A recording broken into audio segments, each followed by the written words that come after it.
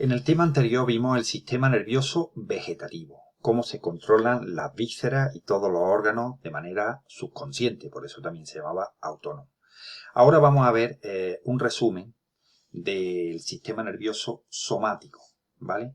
Que prácticamente es como si fuera un resumen de 4 temas. El tema de la médula espinal, el tema del tronco del encéfalo, el tema de la corteza cerebral, que es el nivel superior o más inteligente de todo, y el tema del cerebelo, que es el órgano del equilibrio, ¿vale? Bueno, empezamos por lo más básico, que es la médula espinal. En primer lugar, deciros que la médula espinal no es un mero conductor de señales sensoriales al cerebro, ni tampoco de señales motoras del cerebro hacia abajo. De hecho, sin los circuitos especiales de la médula, ni siquiera el sistema de control motor más importante puede lograr un movimiento intencionado alguno. Eso significa que la corteza es realmente la que ordena los movimientos voluntarios, pero la que ejecuta los movimientos, realmente las neuronas encargadas de ejecutar los movimientos se encuentran dentro de la médula. La médula espinal se encuentra protegida por las meninges y flotando en el líquido cefalorraquídeo. Es un cordón cilíndrico rodeado por la columna vertebral y camina desde el agujero magno, en la articulación temporomandibular, hasta el hueso sacro. Su consistencia es friable y es frágil a los traumatismos, de aquí su importancia en patología. Al corte transversal, a cualquiera de los niveles, observamos que en el centro existe lo que se llama la sustancia gris en forma de ala de mariposa, ¿vale? Aquí es donde existen la mayoría de las neuronas, la parte izquierda y la parte derecha. La parte de arriba son las astas dorsales, por donde entra la información sensorial, por aquí, por los cordones dorsales, del lado izquierdo, y las astas dorsales del lado derecho. Aquí la información todavía no cruza. Tenemos las astas laterales, que es donde recambia la información vegetativa, y ya por fin las astas ventrales, que es donde salen los cordones efectores o la vía motora hacia los músculos, ¿vale? En esta fotografía se ve perfectamente esta preparación, esta tinción se ve muy bien, la sustancia gris en el centro en forma de ala de mariposa, y rodeando la sustancia gris, la sustancia blanca, ¿vale? La sustancia blanca. Aquí vemos perfectamente los cordones dorsales, del lado izquierdo y derecho, los cordones por donde entra la información sensorial aferente aquí a las astas dorsales, y la salida de los cordones ventrales, los cordones motores, desde las astas ventrales. La sustancia gris con las astas dorsales, la sustancia blanca que le rodea con los cordones, cordones aferentes y eferentes, y el epéndimo. El epéndimo es el agujerito central por donde circula el líquido cefalorraquídeo. En la médula podemos encontrar 3 tipos de neuronas diferentes. Las más abundantes son las interneuronas. Las interneuronas se encuentran por todas las astas, tanto las dorsales como las laterales y las ventrales, de un lado y de otro. Y estas se le llaman interneuronas o neuronas comunicadoras porque se encargan de llevar la información sensorial a la parte motora, o bien de la parte sensorial de un lado a la contraria. Son pequeñas y son muy abundantes, hasta 20 veces más interneuronas que el resto de las neuronas. Bien, esas son las primeras. Pero además hay 2 neuronas muy grandes que se llaman motoneuronas, que pueden ser motoneuronas alfa y motoneuronas gamma. Aquí tenemos en esta fotografía una motoneurona alfa, que son las famosas neuronas motoras, que están en las astas ventrales y serán las responsables de las fibras, de los nervios que van hacia los músculos. Entonces, en primer lugar, decir que las motoneuronas alfa salen de las raíces ventrales, inervan a las fibras musculares esqueléticas, que se llaman fibras extrafusales, y originan grandes fibras nerviosas tipo alfa, cuyo diámetro varía entre 9 y 20 micras, inervan a grandes fibras del músculo esquelético. La estimulación de una sola fibra nerviosa excita de 3 a 150 fibras de músculo esquelético. En cambio, las motoneuronas gamma son mucho más pequeñas,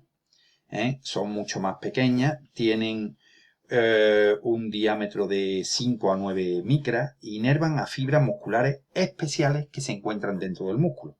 Ya lo estudiamos cuando vimos los propios sectores, se llaman las fibras musculares intrafusales, las fibras musculares intrafusales. Y estas fibras forman parte del uso muscular, que son propios sectores que informan del acortamiento o estiramiento que se produce en los músculos. La función de las motoneuronas alfa es la contracción de las fibras musculares y la contracción de las motoneuronas gamma es conocer el estado en que se encuentra el músculo incluso en reposo. Pero para que os hagáis una idea, en un segmento medular cualquiera, por ejemplo, puede haber del orden de 375.000 somas, de los cuales 20.000 son fibras aferentes que llegan aquí a las astas dorsales.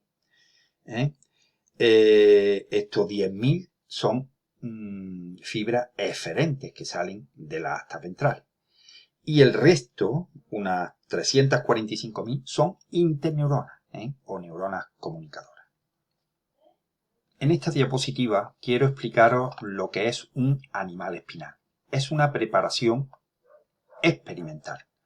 Por supuesto que esto no se hace en la actualidad, pero claro, en su época, en la época antigua, había que demostrar que la médula espinal era la responsable de los movimientos, era la responsable. Entonces, para eso se preparaba un animal espinal. Además, había dos tipos de preparaciones. Una preparación que se llama preparación alta, a nivel de la articulación atlanto-occipital, más o menos por aquí. Y claro, esta es una preparación que se llama aguda. ¿Por qué? Pues porque el animal dura poco tiempo y además, al afectar a los centros respiratorios, pues necesita de respirador automático, ¿vale? Bien, con esto que conseguimos una preparación alta, ver los reflejos tanto de los miembros torácicos como de los miembros pelvianos. Bien.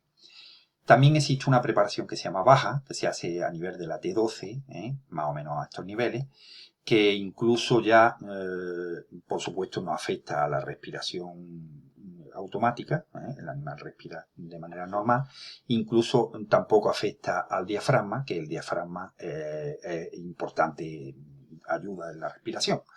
Y este tipo de preparaciones se hace para ver los reflejos de las extremidades pelvianas, ¿vale? Bien. Automáticamente después de seccionar la médula, sobre todo al nivel alto, se produce una cosa que se llama el shock espinal o el choque espinal. Ese shock espinal no se debe a la pérdida de presión sanguínea ni tampoco a la pérdida de sangre. No, se debe a la interrupción de las vías descendentes. Significa que la médula necesita un tiempo para reestructurar su reflejo. Y eso depende del grado filogenético de la especie. Por ejemplo, en animales inferiores como las ranas, pues el choque espinal puede durar de 1 a 2 minutos. En el caso del perro, como es el que tenemos aquí, pues puede durar el choque espinal 1 o 2 horas. Y en la especie humana, cuando ha habido accidentes y se han denervado la médula, etcétera, pues pueden pasar semanas hasta que consigue la médula organizarse por sí misma. En un animal espinal lo que podemos observar son reflejos de movimiento, reflejos de locomoción. O sea, el más simple de ellos es la reacción positiva de sostén. Esto consiste en que tenemos un animal espinal alto-bajo y le colocamos la mano del explorador aquí sobre la pata y automáticamente tiende a extenderla, ¿vale? Eso es señal de que la médula tiene todos esos circuitos para extender la extremidad. Seguimos aumentando la complejidad. El reflejo segundo sería el reflejo de enderezamiento. Esto significa que un animal que se le ha hecho la sección esta de la médula tiende a ponerse derecho, o sea, está tumbado y se coloca de pie, se endereza. El tercero ya es más complicado todavía, el reflejo de rascado. Consiste que si nosotros, la mano del explorador, acariciamos o hacemos cosquillas en esta parte del dorso, el animal se apoya sobre las patas traseras y localiza más o menos el punto y empieza a rascarse, ¿vale? Si nosotros cambiamos la posición de rascado, cambiamos la posición y rascamos por aquí, pues el animal se rasca en esta zona. Para podéis haceros la idea de que los circuitos que hace falta en la médula para este tipo de movimiento intervienen aproximadamente 19 músculos. En el caso más complicado, el reflejo de la marcha, si nosotros tenemos este animal que es animal espinal alto o bajo, y empezamos a bajar el palo automáticamente cuando llega al suelo, al notar la presión en la almohadilla, precisamente la almohadilla palmares o plantares, pues donde tiene aquí una serie de estos receptores, y eso, junto con los propios sectores de los músculos, va a hacer que el animal empiece a andar, incluso a correr.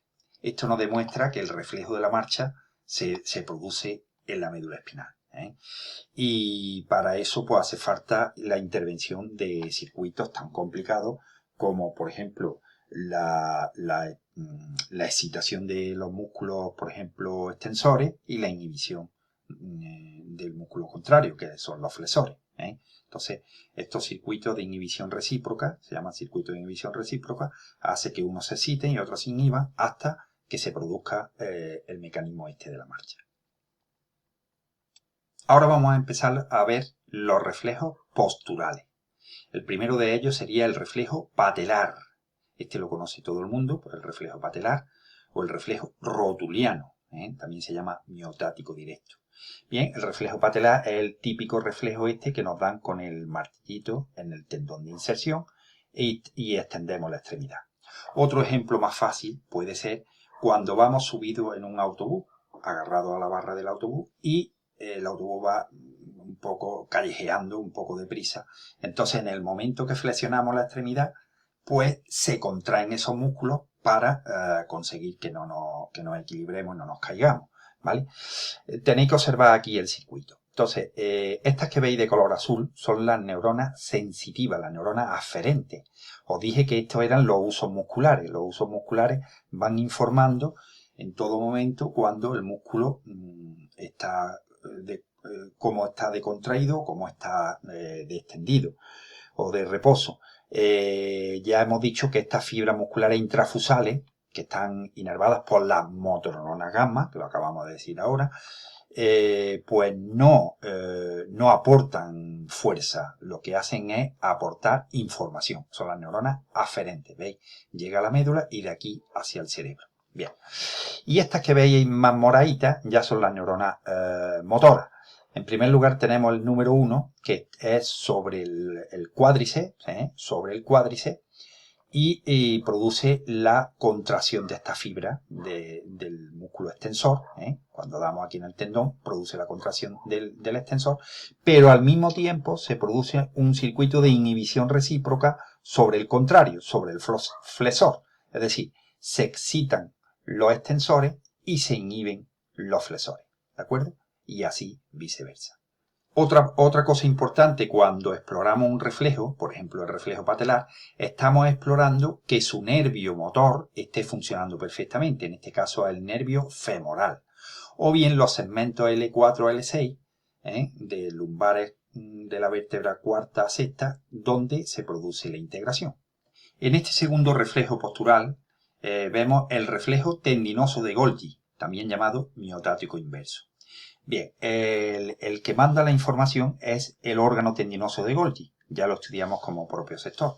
El órgano tendinoso de Golgi manda una información aferente, pero en este caso se lo manda a una neurona intermediaria y esto lo que hace es inhibir, evitar desgarro, evitar rotura. Por tanto, este reflejo es de carácter defensivo y tiene por finalidad evitar roturas musculares o tendinosas. Así pues, proporciona un mecanismo de retroalimentación negativa que produce una relajación en el músculo. El reflejo flexor, que también se llama de retirado o de dolor, cuando nos pinchamos, con una chincheta por ejemplo, pues entonces este estímulo doloroso activa los receptores del dolor, los nociceptores, que mandan la información por un nervio sensitivo hasta las astas dorsales de la médula, y desde ahí sale ya hasta las astas ventrales, donde están las motoneuronas y contraen el músculo para retirar la extremidad, por eso se llama de retirada de dolor. En este reflejo flexor, en las extremidades, en los brazos, podemos explorar tanto la integridad del nervio radial como de los segmentos C6 a T1. En cambio, en las piernas, pues podemos explorar el nervio ciático o los segmentos lumbar 6 a sacro 1. Para que se produzca el reflejo flexor, deben intervenir varias sinapsis y circuitos, por eso se llama reflejo multisináptico. Por tanto, la respuesta motora ha de pasar por un mínimo de 34 interneuronas antes de llegar a las motoneuronas implicadas en 3 tipos de circuitos. Por ejemplo, los primeros son los circuitos divergentes para diseminar el reflejo a los músculos necesarios para la retirada. Segundo, los circuitos de inhibición recíproca para inhibir el músculo antagonista. Es decir, si hemos flexionado el bíceps, pues se inhibe los tríceps, ¿vale? Y tercero, unos circuitos reverberantes para que produce una descarga repetitiva prolongada, incluso una vez terminado el estímulo. El último reflejo postural es el reflejo perineal. El reflejo perineal sirve para identificar la perfecta integridad de los nervios pudendos y los segmentos sacros S1 y S3. Los nervios pudendos son los que controlan tanto la vejiga, el recto como el ano. La forma de identificarlo es, por ejemplo, se ve en este perrito que se cogen unas pinzas que no se le pincha, simplemente se le aprieta un poquito aquí en la zona perianal. Y entonces, ¿cómo hace el reflejo? Pues el reflejo es que contrae el esfínter anal y levanta un poquito la cola. Eso significa que tiene la integridad de los pudendos y los segmentos sacros S1 a S3 en perfecto estado.